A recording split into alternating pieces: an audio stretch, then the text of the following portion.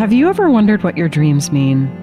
Join us in Dream School at thisjungianlife.com and find out. Jung wrote, "Dreams are a little hidden door in the innermost and most secret recesses of the soul." Dream School is a unique, self-paced online program you can start at any time that unlocks access to your inner world. Our 12-month program provides the support, knowledge, and guidance you need to reach within, decipher your personal dream code, and harness it to optimize your life. By enrolling, you'll join an affirming community of fellow travelers, each pursuing a unique quest. And it's fun. Join us on an adventure to wholeness and healing through understanding your dreams. Go to thisjungianlife.com and click on Dream School. You'll be taken to our secure checkout. Once you join, you'll get immediate access to our first 3 modules. You can get started right away. We look forward to seeing you there. Welcome to This Jungian Life. 3 good friends and Jungian analysts, Lisa Marciano, Deborah Stewart, and Joseph Lee, invite you to join them for an intimate and honest conversation that brings a psychological perspective to important issues of the day.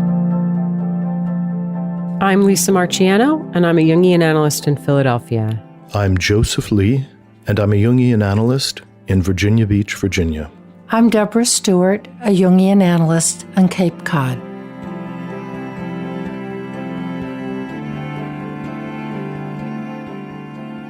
Today we're going to talk about Amor Fati, which is a concept that was present in Nietzsche's writing. In some ways, it rose out of his own suffering. As he left his conventional work and decided that he would earn a living as a writer, as he survived various disappointments in his life and struggled to find a way to move forward without a constant atmosphere of despair, he cultivated the idea that one could love one's fate by choice, that one could reflect on the past or even one's fantasies of the future and have a sense of enthusiastic embrace, even if there were temporary moments of suffering. And so today we're going to talk about this love of fate, Amor Fati, and see whether this is just a pipe dream, whether this is something that as modern folks we can really ascribe to, or whether or not there really is a kind of secret truth in this that we might be able to apply to our lives.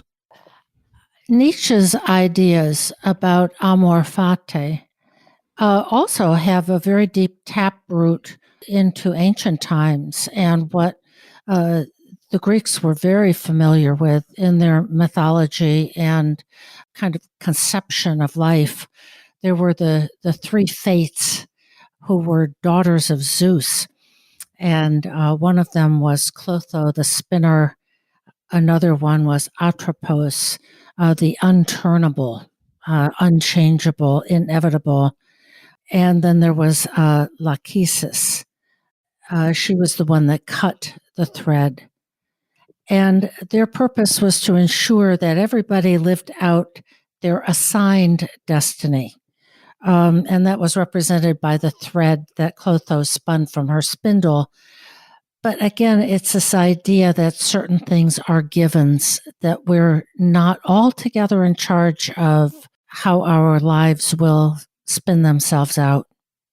So the idea of fate itself is something that human beings intuitively either create as a philosophy or they ascribe to the gods. The sense that there is a higher intelligence, a higher power that is coordinating for its own reasons the various elements of our lives that we can't control even though we try our best. Freud might say that this in some ways is a defense against existential anxiety, that if we were to believe that the world was just a chaotic miasma, that we might never leave our homes, or as the absurdists explored, might even commit suicide out of hopelessness. Is this an eternal truth? Is this a way that we kind of just whistle in the dark to keep ourselves calm? It seems to me that Amor Fati expresses a worldview. When we cultivate it, we're adopting a worldview that just very much in opposition to what you were just raising. We have a belief in some kind of plan that is greater than that of our ego. We have a sense of fitting into a larger story, even if we can't understand it, even if it's so much bigger than us that it seems absurd. Rather than giving in to a belief that all is meaningless, we essentially cultivate faith that there is a higher meaning to it. And that allows us to love it. And I think, we've talked a lot about acceptance on the podcast, and clearly this concept is related to acceptance, but the idea of loving one's fate, not just accepting it, but really loving it, it's a different quality. I wonder if it also encompasses gratitude, that we can be grateful for the life we have, even if it has suffering, hardship, difficulty in it, and that allows us to make space for loving it. Well, I think gratitude is an essential part of orienting kindly to the world around us. But I think Nietzsche particularly found his way into love through acknowledging beauty. And one of Nietzsche's quotes, "I want to learn more and more to see as beautiful what is necessary in things. Then I shall be one of those who makes things beautiful. Amor Fati. Let that be my love henceforth. I do not want to wage war against what is ugly. I do not want to accuse. I do not even want to accuse those who accuse. Looking away shall be my only negation. And all in all, and on the whole, someday I wish to be only a yes-sayer." And so this determination to find what is beautiful is the beginning of that path toward love. One of the ways as Jungians, I think we take hold of that idea is when we think about the perspective lens or the teleological lens of our work, that even in the most agonizing moment or the moment of greatest struggle that we're in, we can find some grain of beauty, some lens to lift up what is noble or virtuous in our intentionality, even if we are magnificently unskilled in how we are trying to apply that. I think this concept matters to us as Jungians, and it matters clinically because it relates very much to meaning making. And of course, Jung understood that much suffering that brought people into analysis had to do with a lack of meaning. And when the vicissitudes of life feel just cruel and wanton, it's very hard to find them meaningful. But when we love our fate, that is essentially a critical part of meaning making. And I think a love of one's fate means falling in love with your own life, with the particular version of yourself and your life that has come into being in three-dimensional time and space, to love your life as it is, not as you wish it to be. And it's the great yes to our life, as Nietzsche spoke about. I think what I am thinking about is the extent to which an appreciation for beauty, a sense of gratitude, of things that we're all familiar with and that are available to us just as human beings. Is that enough to enable us to reach beyond ourselves and affirm our lives as they are? Or do we need to do what Jung so repeatedly advocated for, which is to engage in a real confrontation with the unconscious and come to a conscious realization of the opposites in ourselves? Is this a path of individuation in which we realize that our egos are not the end-all be-all of our existence? Well, I think the idea of Amor Fati is very much related to individuation. And I have a quote of Jung's that I feel sort of dips into that. He writes, this is in his Zarathustra lectures. He says, if you fulfill the pattern that is peculiar to yourself, you have loved yourself. You have accumulated and have abundance. You bestow virtue then because you have luster. You radiate from your abundance, something overflows. But if you hate and despise yourself, if you have not accepted your pattern, then there are hungry animals, prowling cats, and other beasts and vermin in your constitution, which get at your neighbors like flies in order to satisfy the appetites which you have failed to satisfy.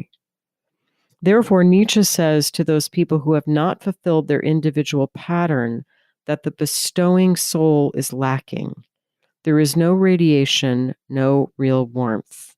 There is hunger and secret stealing.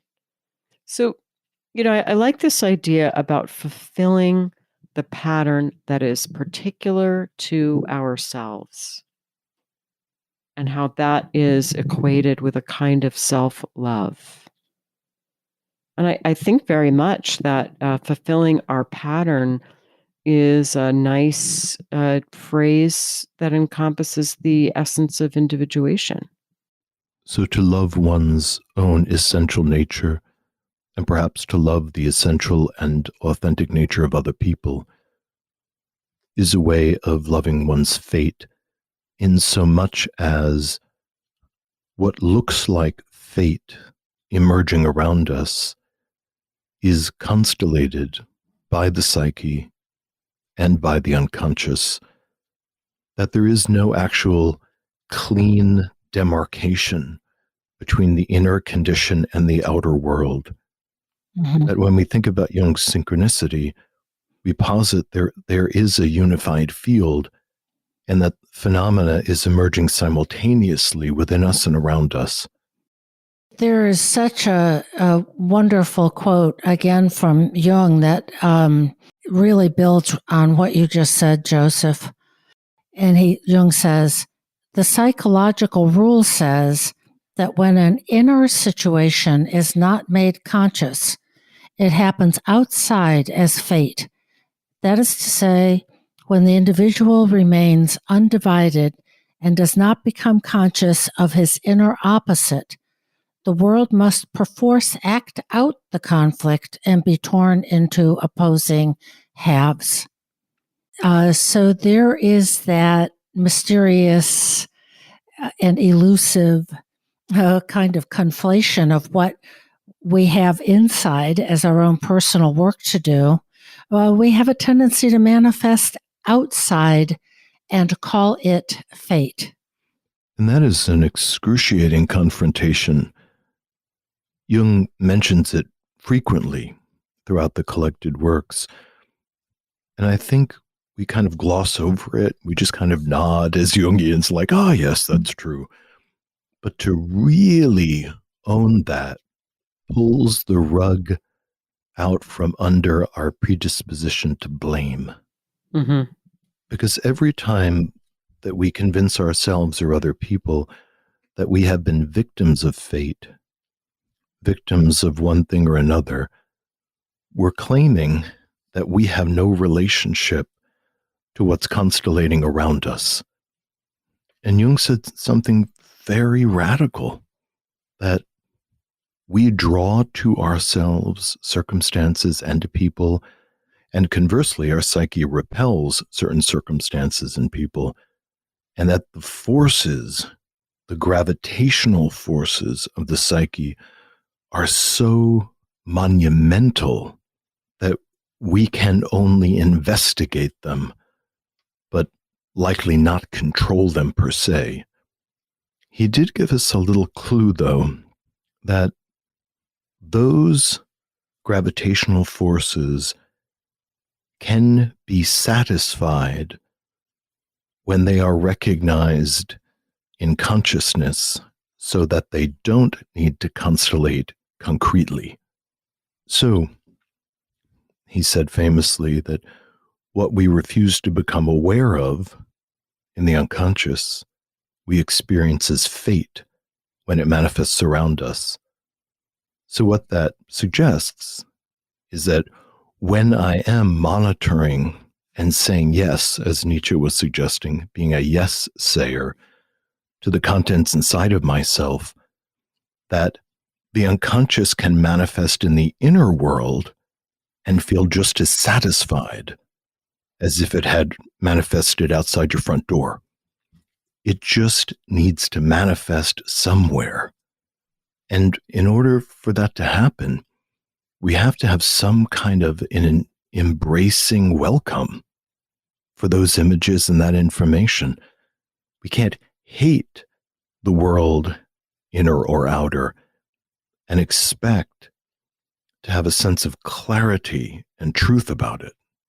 That's really helpful, Joseph, and it puts me of a mind to try to nail this down into an example. I think we see this all the time with people that come in, that there can be people who have an underlying attitude that perhaps they should be different than they fundamentally are. And so they do not love, for example, their reactions to things. They blame themselves for getting angry when they think they shouldn't get angry. They feel distressed with themselves that they don't like certain things that they just don't like. And sometimes, when I'm sitting with someone like this, I just think, they can be extraordinarily likable people, right? They're sort of trying to do good things in the world and be a good person. But I can see how much misery they're creating for themselves by trying to be something other than that which they are. And I my impulse is to want to invite them to just accept themselves and accept their own reactions and their own tastes and preferences. I wonder if we need to make a distinction, since we seem to be in this realm, of what happens in our inner world that our own unconsciousness really influences in the outer world. And that by becoming conscious, then we can in turn change that, come to terms with it, versus what lands on us from the outer world that we cannot change, which seems to me to be an important distinction. And the famous example of this was Job, who did everything right, quote unquote, and then was visited with all sorts of calamities and disasters. And that called for an inner world reconciliation with something greater. But I think we're talking about the difference between our own psychology and what we bring upon ourselves unwittingly versus the stuff that just happens and lands on our heads. Both have to be loved. That's just the reality of it. But they are different. If a meteor lands in my backyard and blows my house to smithereens, my unconscious did not create that, and I am going to have to come to terms with it. I think that at different places in his writing, Jung might agree with that and also disagree with that. Really? Mhm. Yeah. I think that there were times he wrote really pragmatically about the distinction between the inner and the outer world. And then as he began to move into Wolfgang Pauli's letters and ideas, things got a lot more mystical, in my view, at least. The idea that psyche has been present at the beginning of time. From the beginning of the universe, there has been a kind of consciousness that co participates with space and energy and time, which suggests that there is a unified field that not only constellates the meteor, but also constellates the birth of Deb, and that your unconscious is absolutely tracking the movement of the meteor as it is racing towards your house and deciding whether or not it's going to give you a warning or it's going to give you a reassurance that it's time to just have another hot toddy and tuck yourself in.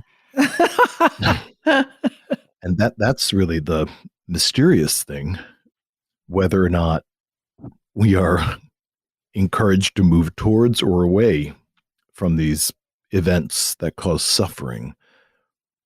I think that part of our orientation to fate depends on how we orient to suffering and how we think about it. Mhm. And there are certainly many poets and philosophers who can find and do express the beauty in our suffering.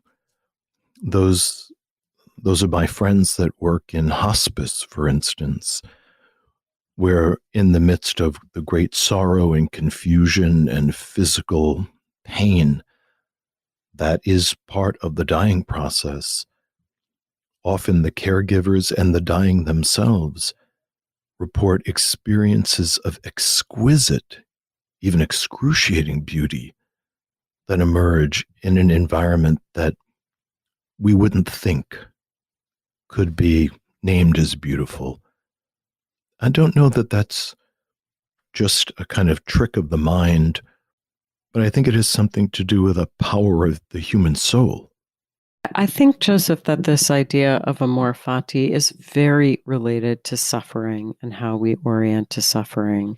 And again, it relates to, do we see that suffering as meaningful, or can we imagine that it could have meaning, even if we can't know that meaning now?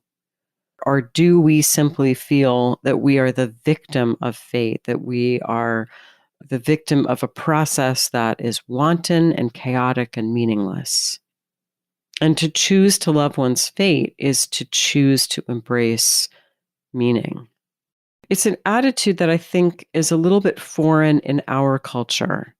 You know, the idea of Amor Fati is ancient. It's associated with the philosopher Epictetus. It also very much is related to Stoicism and the writings of Marcus Aurelius. So it was a very common attitude that was cultivated in the ancient world. We are very, in our culture, we're very enamored of the idea that we can go out and change things, that we shouldn't just accept things. And of course, there's merit to that attitude as well. But it can make us a victim of a worldview that says that if there's something wrong, if I'm suffering, then there's something wrong that needs to be fixed, rather than we might have to accept suffering and make meaning of it. And sometimes it's the one and sometimes it's the other. And it's no joke to figure out which is which. So I wonder if what we are talking about when we say meaning, it may imply a kind of ego attitude of, now I understand this, when what a better word might be is our attitude towards something. A letting go of an ego stance that can accept, for example, the dying process, which is inevitable, without saying, what does this mean? Where am I going next? How does it all add up?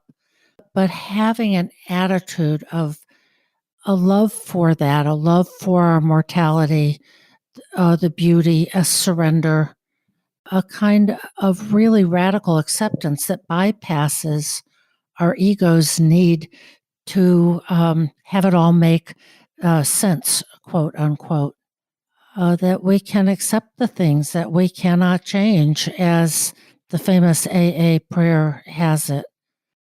When we're thinking about accepting our fate, I was also thinking about the word suffer. And the root of the word suffer is to carry. So when I think about that, I think about Amor Fati.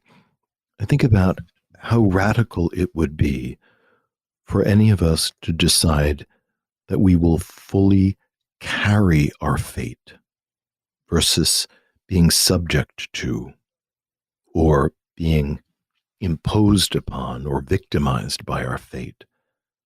Because in order for me to think that I will carry this, carry my past, carry what is emerging right now, carry who I experience myself to be, suggests that I am substantial enough to be conscious and willing to embrace what I know versus rejecting and fleeing and all the other stuff that we all do when we think we cannot carry something. So to carry one's life and then to be determined to find the sparks of light that are distributed through the chaos and to lay claim to them as something that is beautiful and worth attending to could create a revolution of attitude. Not so much that we shouldn't work for the alleviation of suffering and to be able to resolve disease and minimize harm and all those wonderful things that humans want, but to be able to find that spark of light that is in everything, even in the darkest places, even in the most antisocial impulses, even in the most tragic moments, that there is light somewhere. Well, and of course, there's a paradox here, and that is when we embrace enthusiastically and with exuberance our fate, in some sense, things do change. Jung famously said we cannot change anything unless we accept it. And somehow, by embracing our fate instead of fighting against it, it may not be that outer circumstances substantially change, but our experience of it will substantially change. And that might actually result in a changed outer experience. But it's a paradox because you have to embrace your fate without necessarily wanting to change it. There's a wonderful Greek fairy tale called The Princess Who Changed Her Fate. And she was born with a dark fate that followed her wherever she went, and it made it impossible for her to do anything. You know, suitors were not coming. She tried to take a job in a shop where glass was made, and her fate broke all the glass, and she lost her job. And it goes on like that. She just had bad luck, terrible luck wherever she went. And finally, she found a wise kind of mother figure to help her negotiate this. And the thing that she had to do was that she had to bring her gift of fate and have that gift accepted. So it's something about encountering our fate, not working against it, but encountering it and offering it something that allows things to shift. And I think this goes back to what you were talking about a minute ago, Deb, with attitude. It really is about the importance of the attitude that we bring to things. I'm thinking about going back to the idea of not just gratitude, but the word embrace that you just said in this fairy tale. Of her task is to climb up the mountain with a loaf or 2 loaves of bread, and she has to knock on the door of this big castle where all the fates live. So she knocks on the door, and the first fate that comes down is beautiful and young and dressed in lovely robes, and it says to her, "Nope, sorry, I'm not your fate." The next one comes down and, is also beautifully attired and says, "Oh, sorry, I'm not your fate either." And finally, this horrible, ragged, ugly, and very crabby fate comes down and says, "Yeah, go away. I don't want anything to do with you. I can't stand you." And this young woman has to keep saying, "Please take my loaf of bread. Please accept this gift." And eventually, the face sort of snarls and says, "Well, all right, then, I'll take it." And she gives the girl a ball of thread, which eventually she takes back down, and it becomes thread for a wedding a wedding dress. And it turns out, of course, to be her own wedding dress. But there's something about this kind of hard work of climbing the mountain and insisting that I want to give you something that I think differentiates it from some of the terms that are out there, like, radical acceptance, or, God, give me the courage to change the things I can and the wisdom to accept what I can't change. That takes it to a deeper, more soulful level that we're circumambulating here. And it's hard to put into words, isn't it? I think even defining something like fate or love, is so enormous that it's easy to get flummoxed around all of it. So we have to land in the subjective. What does that mean to me? What can I put my hands on with these huge concepts? It takes work. We have to suffer our suffering. This is not an easy thing to do. The image that came to mind when we were talking is the choice that we have to run towards our fate or run away from it. Yes, exactly. And this young woman in the tale toiled up the mountain. She went toward it when she couldn't do anything else. I mean, all her other attempts kept ending in disaster. So she was finally left with, it's either this or I'm going to live the rest of my life out with this destructive stuff happening all around me. Which in today's world, we would say that, she was projecting her own destructive tendencies, of which she was unconscious, onto the external world. And that it was toil. Mm-hmm. And accepting one's fate and engaging one's fate, willfully engaging it, is a kind of toil. And the question around the Amor Fati is, can that toil be full of love? Can it be full of a kind of cheerful stoicism? Or is it going to be something darker? I want to share a verse from the Tao Te Ching that actually one of my Analizan shared with me, and I really like it, and I'm very appreciative to her for bringing it to me. But it's quite related to our topic. It's verse 29, and it says, "Do you want to improve the world? I don't think it can be done. The world is sacred. It can't be improved. If you tamper with it, you'll ruin it. If you treat it like an object, you'll lose it." So loving the world as it is, not as we think it might need to be, is part of this attitude. I want to go back to something we touched on, but I think haven't really developed in our discussion today, which is the idea of the relativization of the ego, which sounds kind of convoluted and, not very realistic, but it is very, very real. Especially, I think, in today's world and in this culture, because what we tend to think of is that if something is wrong and I am suffering, I need to fix it or find somebody who can fix it. And that may be an indication for many, many people of the really great work done growing up to develop a sense of responsibility, a strong, flexible, well-adapted ego.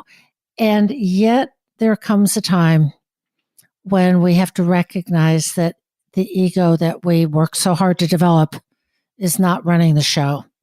And that's what's called relativization of the ego.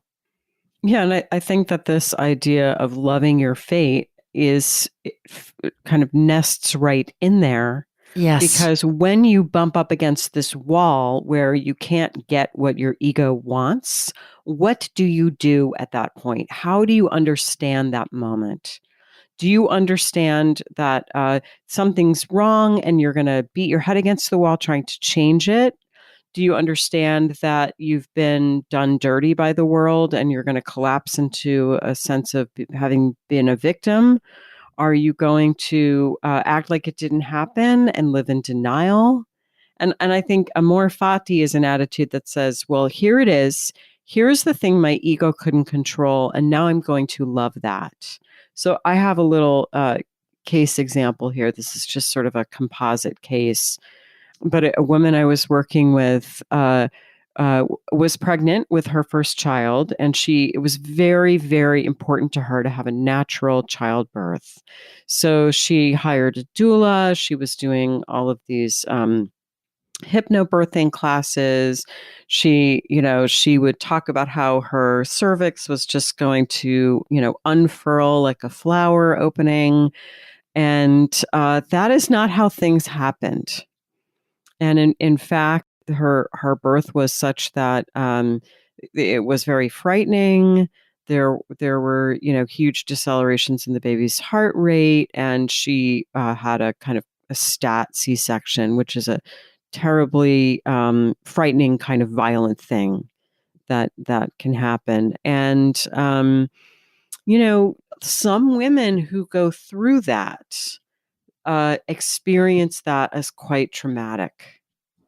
And it can really make the early months of motherhood all that more difficult because of that. It can leave them with kind of psychic scars that need some healing. But this woman, I was a little worried because I knew how important it had been to her to have that natural childbirth. But she embraced what had happened. She acknowledged, in fact, well, I guess my ego wanted that. My ego wanted a natural childbirth. But she looked back at it and saw that there was some hubris in that. She was an older mom. I mean, there were just things mitigating against it. And to feel so insistent that that was the one right way that she could bring her baby into the world was, in fact, a little inflated or hubristic. And she saw that. And she said there was a moment after the child was born and she was holding her baby in her arms and looking at him and feeling really kind of robbed of this experience, that many women who do have it really feel like it's a kind of peak lifetime experience. And this was likely to be her only child, and she had missed that. She was looking at her, gazing at her son and thinking about that and feeling a little bitter about it. And then there was this sort of big shift, just an internal click, just a different attitude of, well, and I had this kind of birth. And can I love what happened? Can I embrace it enthusiastically without resentment, without regret, and just feel a joyful exuberance for my story, that this is how my son came into the world. And she did not, in fact, feel traumatized by that birth. I'm musing on this theme of the benefits of accepting one's fate, accepting one's reality. And I'm thinking over the course of my own practice and my analyses, and a scenario that I have seen a handful of times. Somebody comes in a state of tremendous suffering. I'm thinking about one particular case. A young man had come and he was having nightmares, a lot of anxiety problems. He was struggling with obesity, a number of things kind of going on. And at first, we spent some time chasing symptoms, as we do. Is this something that can be managed just in terms of changing habits, for instance? But over time, what emerged is that the young man had been fated with being gay. And because of his religious upbringing, was filled with horror and rejection and sought mightily to escape that fate. He feared that he would be ostracized and all the things that we can imagine that people have, young people particularly, dealt with as they've come out. When, over time, and this took a good 2 years, he was able to accept his fate, being a gay fellow, miraculously, his body started shedding weight, his relationship to food changed, his sense of exuberance and enthusiasm about life began to unfold. And even though his parents could not ever, at least at the time we finished our work, accept this revelation in his nature, he finished his work as somebody who was going back to college, somebody who was proud of themselves, somebody who was full of life. So our sexuality is often a fated thing. And how symptomatic we become when we deny it, and often how full of love for life we can become by accepting it. I'm thinking here about the difference between fate and destiny in both of the examples that you provided, of that the fate of this young woman was to have a C-section. And the fate of the young man that you worked with, Joseph, was that he was gay. But the destiny is, what do you do with it? What is the responsibility? How do we respond to what has been given? And that we can have to come to terms with what is and what can't be changed, and what is our essential nature or the way that things unfold. I had a mentor who was just the world's greatest minimalist. And what she used to say is, want what you can have. And it might be something very small. And it goes back to what you mentioned earlier, Joseph, about finding some life sparks somewhere. Want that. Reach for that. That's what we can respond to. That's what you can have. You know, I want to take this in a slightly different direction, which is I'm thinking about the phenomenon that I think is incredibly common, actually, of rumination. And there can be positive rumination, but we're more familiar with rumination in the negative sense. And rumination, of course, is a word that comes from the Latin for to chew. So it's it's sort of like what cows do. Cows are ruminants because they chew their cud all the time. So it's where your mind just unconsciously keeps chewing and chewing and chewing on something. So perhaps, for example, you're unhappy with your weight, and you just find it's just a thought in the back of your mind all the time that you're unhappy with your weight. You feel how snug your clothes are. You notice that you're unhappy with your weight when you see someone else who's thinner than you are, and you're just your mind is just sort of constantly chewing on it. I think if you find yourself ruminating negatively like this, it's a sign that you do not have Amor Fati. And so I think I'm also offering that cultivating a love of one's fate is an effective way to combat this kind of negative rumination. Maybe I could just fall in love with what is, instead of spending so much time worrying about what's not the way I wish it would be. I think that takes us once again right into the feeling realm of, can we just be disappointed and sad about what has happened that we didn't want, without protesting it, without even blaming the fates, without feeling victimized, and let ourselves have our feelings of, it is very disappointing not to have the childbirth that you wanted. In today's world, people go in and they make birth plans, which, from my way of thinking back in my era, that was just beyond the realm of anything anyone thought about. But it is disappointing that sometimes there's a harder road for us in life or a circumstance. And no one is saying that in order to have Amor Fati, we have to be, that the world is all, rainbows and puppy dogs. We get to have our feelings too.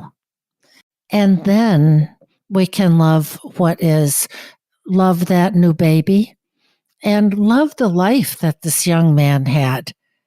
He has a life ahead of him, together with the grieving for the separation it caused with his family of origin.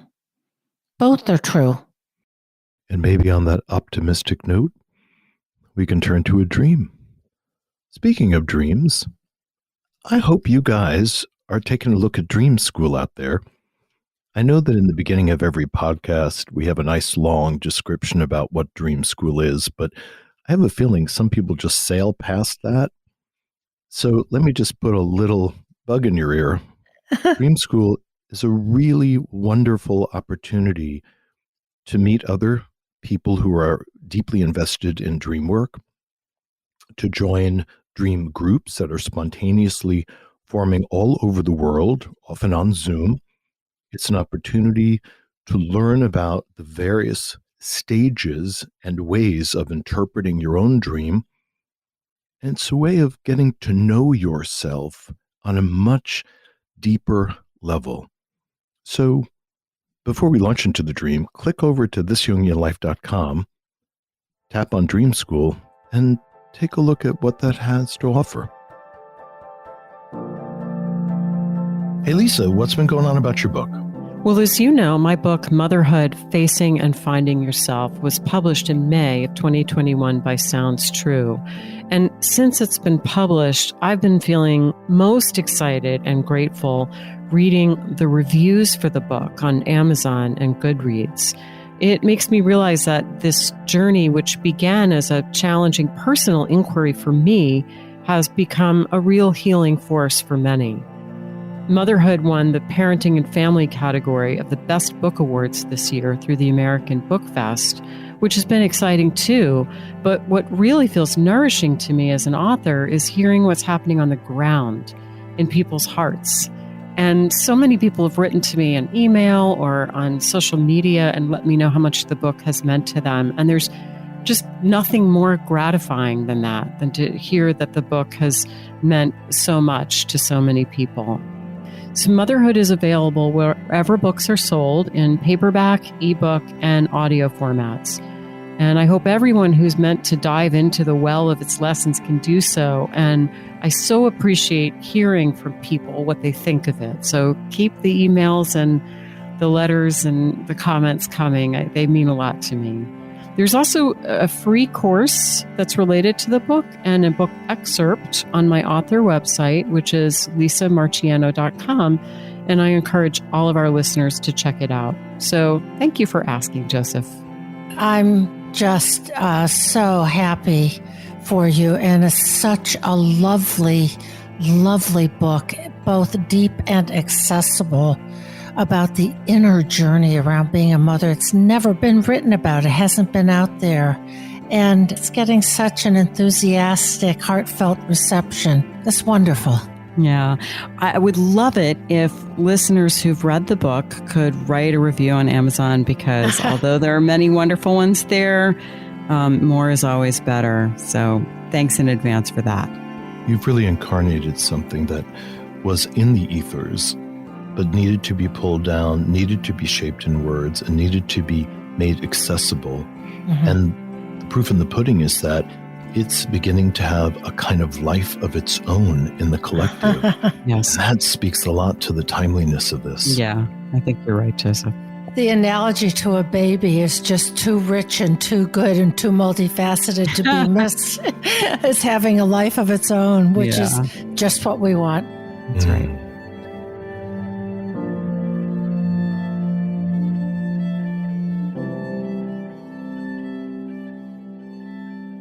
Our dream for today comes from a 73-year-old woman who is a clinical psychologist and author. And here's the dream. I am standing looking in the bathroom mirror over the sink. A man who is now deceased, a former boyfriend from when I was 19 with whom I had a romantic relationship, comes up behind me and puts his arms around me. I lean back and relax into his chest.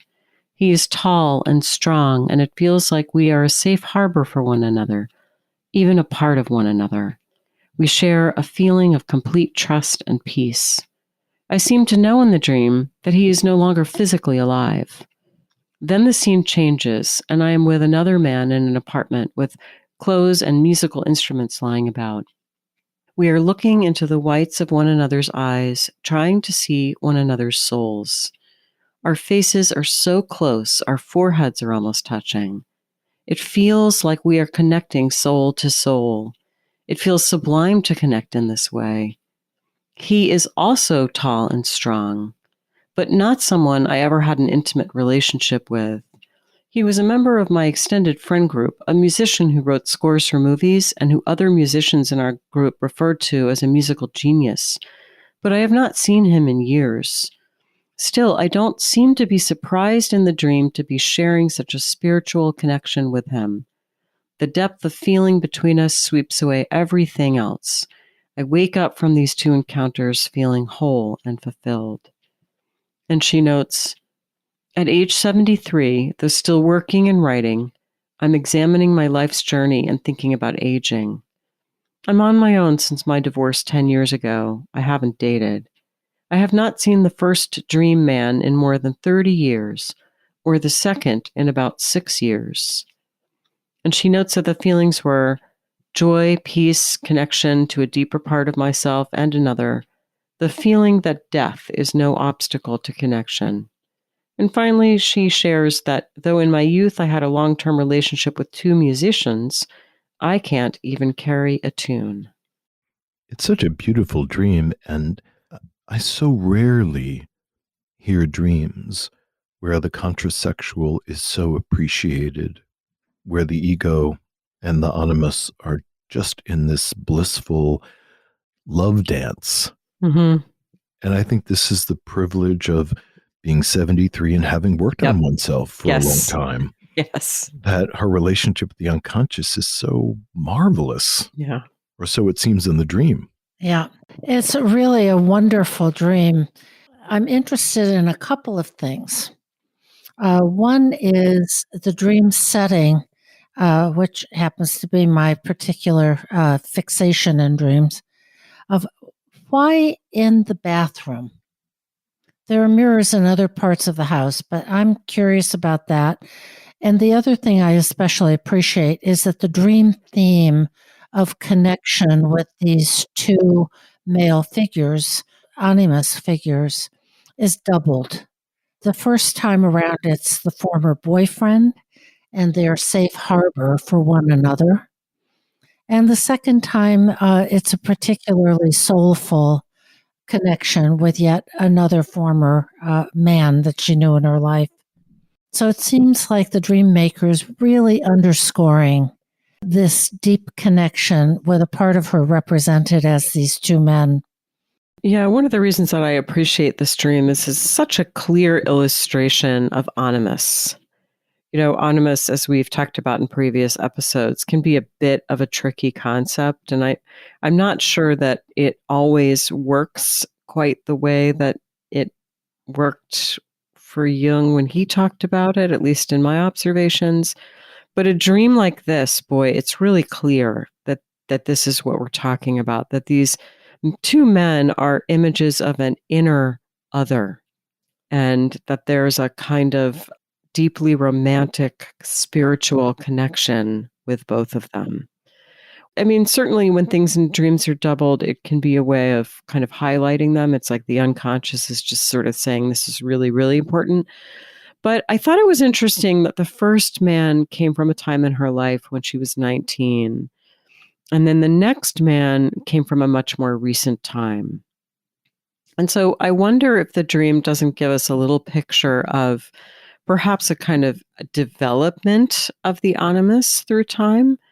And also, if it isn't sort of encouraging the dreamer to look where that inner connection is now. In other words, she had it perhaps when she was 19. I'd be curious to know what else was going on in her life at 19. What was she connecting with in herself when she was 19? And then the musician from 6 years ago, again, what was going on in herself at that time? And is this now a time for renewed connection with herself? By the way, I note that the dreamer is an author. I haven't worked with other women who had, serious creative pursuits. And these kinds of dreams often happen corresponding to a time when the creative work feels especially fruitful. So I wonder if that's also up for her. I can resonate with all of that creative potential and how encouraging the dream is on many levels. I find myself musing over the difference between the two animus figures. But the first animus, to me, is a representation of spirit itself. And as Jung imagined a hierarchy of development of the anima and the animus, the highest development is when the figures show up as a kind of religious principle, a spiritual principle. So the first fellow reminds me of that spiritual dynamic. The second animus, who is the artist, represents a precursor to the spiritual animus, represents clearly a highly developed relationship to the unconscious that is generative. The musical instruments are all set aside, so there's a potential for all of that musical dynamism, but in the moment, the focus is on connecting to the ego. And that's consistent in both of the scenarios, both of the couplings. Something about the ego and the animus being deeply wrapped in each other's arms and each other's psyches. When I think about the Rosarium, which is the alchemical sequencing, it feels like she is in the bath with the animus. They've recognized each other, and in the Rosarium, they're unclothed. Of course, I'm amplifying this with my imagination, but they're unclothed in the bath. The next stage is that they would sink down into this heated space and perform the conjunctio. They would be inside of each other, which then would lead to the stimulation of certain creative principles in her personality. So, yes, she could be in the middle of a writing process, a deeply creative process. She could also be at the beginning of a dramatic change process that is going to take her much deeper and on the verge of a creative depression, which is often the precursor of coming back out as an amalgam of herself and these other figures. That, interestingly enough, Joseph, takes me back with the bath to the bathroom, which is where the dream is set. Of that place that is watery, personal, private, where we urinate, defecate. She's over the sink, and she's looking in the bathroom mirror. So she's obviously looking at herself.